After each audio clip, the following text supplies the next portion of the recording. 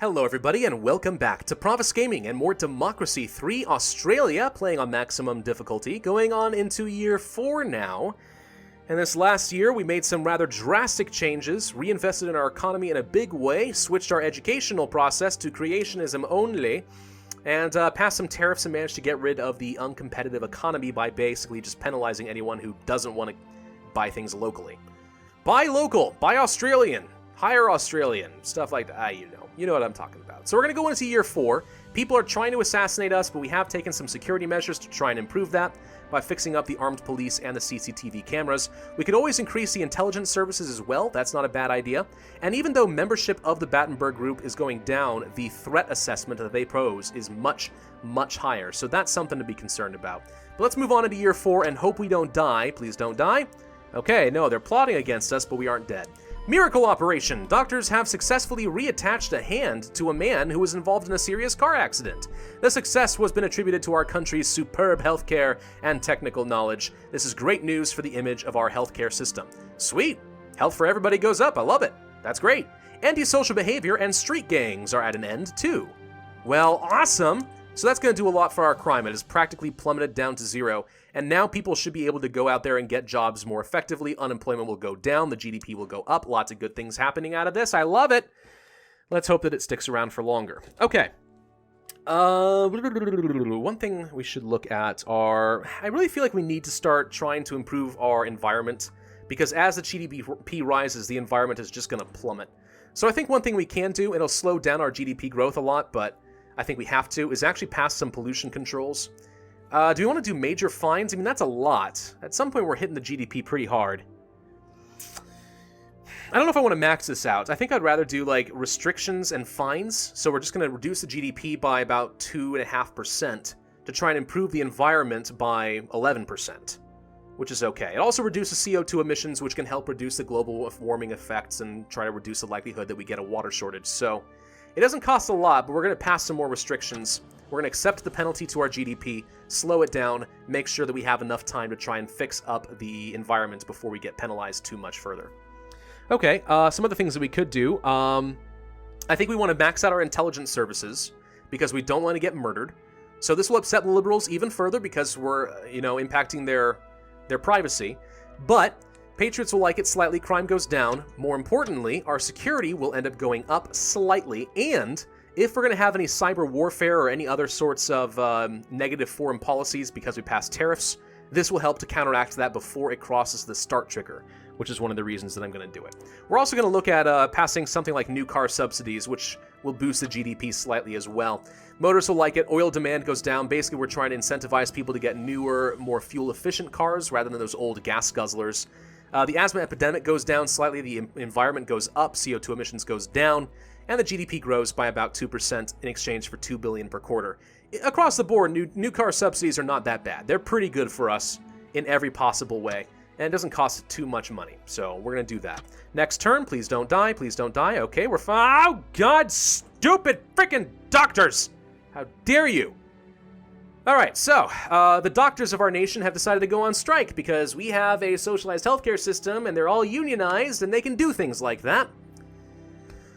I hate these guys. All right, so there's a couple things we can do. We can try to restrict unions and their right to strike, but we are playing socialists, so that won't go very well for us.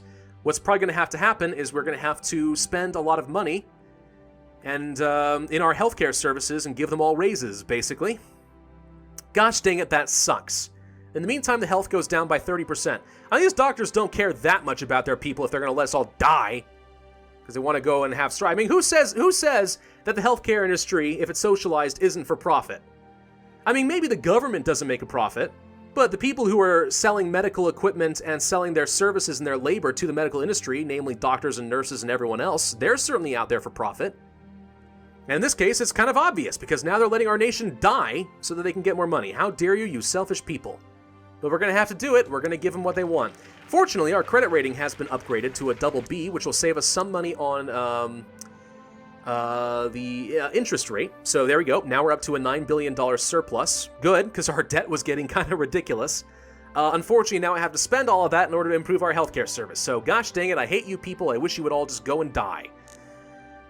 There's the private healthcare and the doctor strike. So we need to reduce doctor strike. Now, it is kind of an exponential curve, so the higher it gets, the more this goes down. You know, we can go from an extra like 2 billion, per quarter, and we're going to get like 10%. Whereas if you spend another 12 billion, you get minus 67. So, bit of an exponential curve there.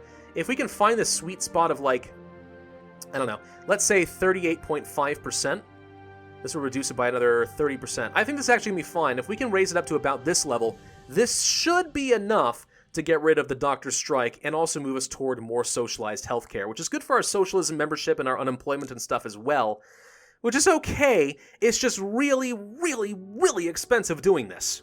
This is already our largest expenditure, but I don't think we're going to have a choice. We have to spend more money. We have to get rid of this doctor strike. We cannot let our health go down by 30-something%. That's going to wreck our productivity and our GDP, and we're going to lose this surplus regardless, so we might as well pay the cost. But dang you all, I can't believe you did that to me. How dare you? All right, how are we looking as far as our threat assessment? Pretty good, actually. The Battenberg group is going down a lot. I suppose one thing I could do is guarantee that it's gone by passing tasers, which is okay. It's not too expensive to do that. But I'm not sure that I'm gonna. Instead, well, actually, you know what? I had an idea. If we want to improve our conservative membership, one thing we could do, is it tax? Married tax allowance. It costs a bit more political capital. So one problem we're having right now is liberalism membership is going up a lot. Why? Because as the antisocial behavior and all sorts of other negative law and order things go away, less people feel the need to be secure, and conservative membership goes down. Conservative membership is in a large way dominated by the negative law and order events in your country. So as you solve them, conservatives are happy with you, but there's also less of them to support you in the election. Kind of ironic in that sense, but it's okay. So we want their membership to be going up, and creationism versus evolution and the gated communities are already helping. One thing we could do is pass a married tax allowance, and that encourages families to stay together and focus on traditional values. We could do that. I'm not sure if we necessarily need to. I think I am going to pass the increased tasers, just to try and reduce violent crime and stuff like that, but also just to increase our security measures so we don't get assassinated. And we'll move on, save our political capital, and we're going to try to pass the married tax allowance. Homelessness is now at an end. That's awesome. So it's going to make our liberal citizens and socialists and poor a lot happier. Good. We have a whistleblower, though. A Secret Service contractor has leaked several documents that shed light on the dark side of the war on terror. Should we prosecute her and do everything we can to bring her to justice, or should we reform the Secret Service and stop making use of the malpractices she accuses us of? I'm trying to think through exactly who this affects. I would not be surprised if this is a liberal thing and this is a patriot thing. Maybe? I mean, she did break the law, but it is a whistleblower thing. Like, if we're doing something illegal, then she didn't do anything illegal by exposing it, technically. I actually don't know what Australia's whistleblowing laws are, but that's how it's supposed to work in the United States. Of course, if we aren't doing anything illegal, just something that's kind of unpopular, and she just leaked national security info, then she did do something illegal. So, even if the accusations we are facing is true, we have to protect national interests. The public might not understand why we have to rely on these methods in the war on terror, but the end justifies the means. This is an argument that I personally never think is true. I don't think that the ends justify the means. Pretty much ever. I think that is an argument that a lot of people will use when they're about to oppress other people. But in our case, I think we're going to go for it. If we upset the liberals, so be it. Who does it actually make happy? I'm sure it's the Patriots. Oh yeah, wow. Patriots are happy by 18%. That's good for our cabinet, actually. But liberals hate that a little bit, not a ton. What about, like, ethnic minorities? No. Well, who else hates that? Surely somebody other than liberals hates that. It's not trade unionists. No. Parents? No, I have no idea. Surely somebody other than liberals are upset that I prosecuted, but I'm not sure who it'll be. If that's the case, if no one else is affected, then an 18% rise with patriots in exchange for a 4% decrease with liberals is always a good solution. I don't know. I'm not really sure what to make out of that. But okay, let's go ahead and move on. We wanted to do our tax allowance, married tax allowance. This is going to cost us a lot of money, $13 billion. But it will greatly increase our conservative membership. So what you're doing here basically is we are giving tax incentives for married couples to stay married. right? So, at least in the United States, the way that this works is you can file your taxes individually, but once you get married, you have the option to either file your taxes individually again, both of you, or file together as a married couple. And in this case, we're adding a tax incentive to file together. Stay married. There are financial benefits to being married.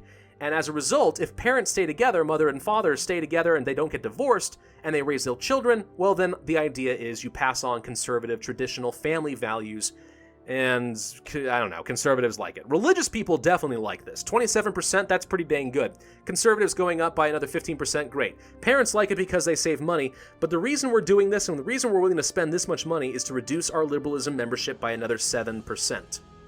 So now, between this and the creationism and the gated communities, we should have 3 different policies that are reducing liberal membership and trying to make us more and more conservative. Which is good, because now that they're 47%, they could actually pose a serious threat to me in my national security. Interestingly enough, the Freedom League is still not growing very much. I'm really not too sure why. But it's not. But if it ever does, we're prepared for it. The other thing I'm going to do with some of this surplus that we have is I'm going to invest in the science funding. Technology will go up by another 8% or so. Energy efficiency goes up, but the big deal is that the GDP goes up. So we're going to start state sponsoring different science research groups, trying to improve our technology, trying to improve our understanding of science and have more technologically advanced businesses. And our GDP, our economy, will take advantage of that and will reflect itself in the GDP as such. So this is pretty good. Unemployment goes down a little bit. The only downside is science funding is fairly expensive, but I think the overall GDP boost we get of about 6% is easily going to pay for that in the long run. It's just going to take a long time to actually kick in and get that full effect. So either way, I think it's pretty good. I like science's funding. I think it's one of the better policies you could use as far as improving your GDP. Again, a little expensive, but the long-term benefits cannot be overstated. Okay, so that's all the political capital we have, so let's move on into the next turn. Liberal plot. Okay, that's what I was expecting. Now they're trying to kill me. Rubbish tip protests. Green protesters have staged a noisy protest at the location of a proposed landfill. Well, great. So they're saying we need to do more to try and encourage recycling and reduced weights and so on because we're killing the environment, blah, blah, blah. And that's probably true. As the GDP goes up and businesses thrive and industry builds up, we're probably polluting a lot more and stuff like that. That said, the credit rating has been upgraded to a BBB, which will save us a lot of money. We are up to a 61% vote in the election, which is excellent. And the surplus is actually, we still have a surplus. Despite spending another $20 billion last quarter, we still have some money to work with, which is pretty decent. The global economy improving is helping a lot as well, so I do like that. How is the environment doing? Yeah, it's going down a lot. We do need to take some measures to try and fix that. The only thing I can think to do is ban low MPG cars. This does not cost me much money at all. It's just very heavy on the political capital. But by getting rid of the low fuel efficiency cars, what we're trying to do is greatly improve the environment, and it actually works really well in this game. Oil demand goes down because less gas guzzlers, more efficient fuel. Car usage goes down because less people can afford cars, interestingly enough. The low MPG cars are usually the older cars and the more expensive ones, but now we're getting rid of them entirely, so less people drive overall. People who drive are not happy about this because they often don't have cars, but oh well. The environmentalists, though, love it. The environment goes up by another 14%. It takes 8 turns to do so, and CO2 emissions go down even further, which is great for staving off the effects of global warming. Will it be enough to try and get rid of, or prevent, I should say, the water shortage? I have no idea. It may very well pop up next turn, or next video, and I'm not sure there's much I can do about it. But I'd like to think that we can preempt it so it never crosses the start trigger. And the reason this is important, guys, if you don't know how this works in Democracy 3, there's kind of an invisible graph somewhere for the water shortage, and it's going up and down right now. If it crosses the start trigger, then the event takes effect. If it doesn't cross that line, it can be right here, but the water shortage will never negatively impact our country. But once it does start officially, now you have to reduce it way down to the stop trigger, which is way harder to do. It's much, much better to spend your time and your money trying to keep something from starting than spending your time and money fixing the problems you created by letting it go. That's sort of the problem we're facing. So right now with water shortage, I'm just trying to keep it below the start trigger as long as I can so that we don't have to invest a ton of money later trying to get it below the stop trigger. Because the water shortage is really expensive. If that does fire, and it still very likely will as our GDP grows, but if it does, where is it? There's climate prediction something or other. Is it public services? There it is. Climate Change Adaptation Fund. $50 billion at maximum. I mean, we are talking about absolutely destroying our GDP and our government deficit and going down to like a D, credit rating, trying to fix this. If it fires, it's really expensive. So as the GDP is growing, and it's growing relatively rapidly, focusing a lot of our efforts early on trying to keep the environment clean is going to be huge for us. Just absolutely massive. One more thing I guess I could do. Yeah, you know what? No, I'm actually going to save my points. I was thinking one thing we could do is actually pass some Patriot things like National Armed Forces Week and stuff. But I do think that next turn I need to pass a carbon tax or increase the carbon tax. And that's going to be fairly expensive on top of a couple other things I want to do. So, you know what? No, screw it. Let's just go ahead and do the armed forces. Screw it. Just do it. Do the armed forces. We're going to make the Patriots happy. We're going to be seen as a strong leader. It's fine. I want to make those people happy so that I can generate more political capital every turn. Why is this lady so unhappy? Religious and conservatives. Why are you down to a 1.1? The religious and the conservatives absolutely adore me. You should be way more effective than this, Madison. Way more effective. What is wrong with you? Alright, well, as the game goes on, she should improve. I'm not sure why it's taking her this long, because conservatives, I'm at 100% approval with them right now. But whatever. We'll deal with that all next time. I think this is the end of the video, yes? Yes, it is. Alright, well, thank you all very much for watching. I do hope that you enjoyed. I know this is a shorter video, but it happens sometimes. I didn't have a lot to talk about. We kind of made some big, expensive changes rather than a ton of tiny policies. And as a result, the videos are usually a little shorter. So be sure to hit that like button if you did enjoy. Leave a comment, of course, with your suggestions. And subscribe if you have not already. My name is Pravus, and I will see you guys next time.